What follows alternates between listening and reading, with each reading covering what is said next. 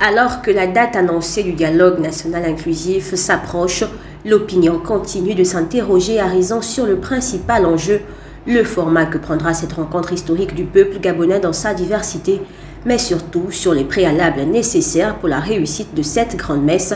dans un contexte où les Gabonais depuis plusieurs années ne se parlent plus et n'ont toujours pas guéri des meurtrissures du passé.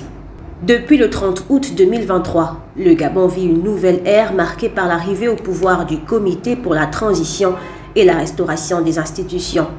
Dans son déroulement, la transition en cours au Gabon prévoit un dialogue national inclusif au mois d'avril prochain afin que les Gabonais dans leur diversité se parlent en vue de reconstruire ensemble l'édifice du Gabon nouveau auquel nous aspirons tous.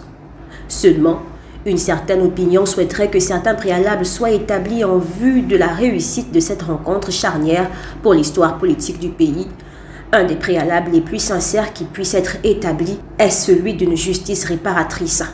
Énoncé plus simplement, il serait impérieux qu'avant cette grande messe, les compatriotes victimes d'abus, d'exactions et d'injustices de tout genre dans l'ancien régime, notamment ces 14 dernières années, soient totalement restaurés dans leur dignité.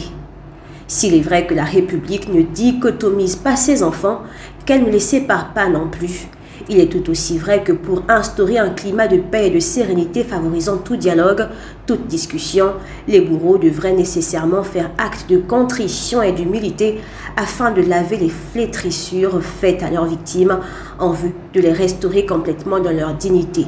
Toute tentative s'écartant de cette démarche court le risque de s'avérer infructueuse et précipiterait les parties prenantes à l'invective, au quolibet et à toutes sortes de manifestations de frustration. Une configuration ne sera propice à aucune communication et donc rendra impossible le dialogue voulu pour les populations, par ailleurs nécessaire à la restauration de nos institutions.